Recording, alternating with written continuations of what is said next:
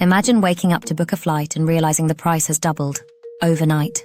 Not because of holidays or surge demand, but because jet fuel, the lifeblood of aviation, has hit historic highs again.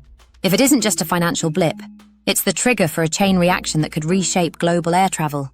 It affects where we go, how much we pay to get there, and who even gets to fly. Jet fuel usually accounts for up to 35% of an airline's total operating costs. When prices spike, that share can soar past 50% overnight, threatening the profitability of every single flight.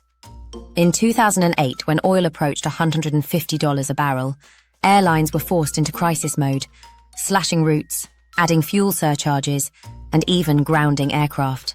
Now imagine that, only with the fragility of a post-pandemic industry, tighter environmental scrutiny, and more volatile geopolitics. Airlines operate on razor-thin margins. When fuel prices surge, they have only a few ways to respond, and none of them are painless. The first is fare hikes, but price elasticity is real. If tickets get too expensive, especially for economy passengers and short-haul routes, demand drops off. Business travel, already weakened by remote work trends, won't make up the difference. So airlines try to pass the cost along carefully, through surcharges, stealth increases, or by removing perks that used to be free. Fewer snacks, tighter seats, more fees. But it gets worse. Airlines start cutting unprofitable routes, often to smaller, less trafficked cities. This isn't just an inconvenience, it can devastate regional economies that rely on air access for business, tourism, or medical transport. When fuel costs climb, connectivity becomes a luxury, not a given. The next strategy? Fleet optimization. Expect airlines to retire older, thirstier aircraft ahead of schedule. In theory, that's good for emissions.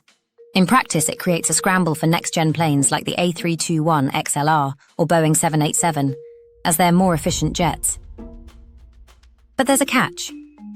Waitlists are long, production is backlogged, and leasing costs are rising. Smaller airlines, especially in developing markets, get priced out.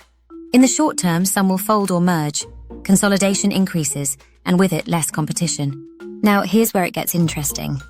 Airlines that hedged fuel prices months or years ago, essentially locking in lower rates, suddenly have a massive advantage. They can afford to keep flying while their competitors bleed cash.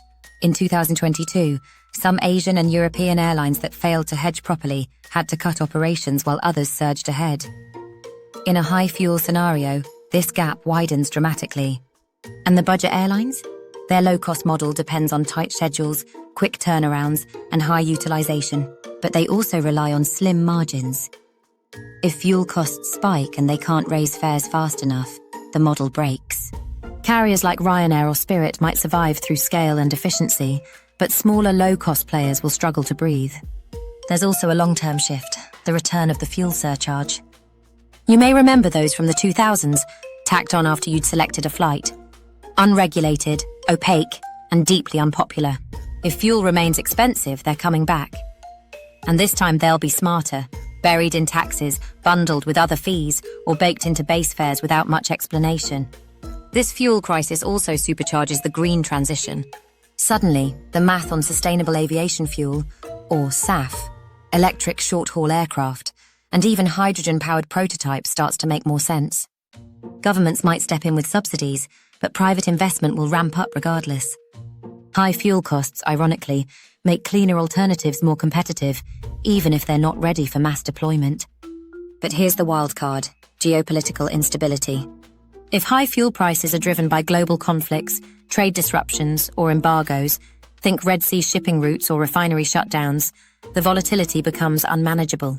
Airlines can plan for high fuel, they can't plan for uncertainty. So what happens if jet fuel breaches historic highs and stays there? Ticket prices go up steeply. Low demand routes disappear.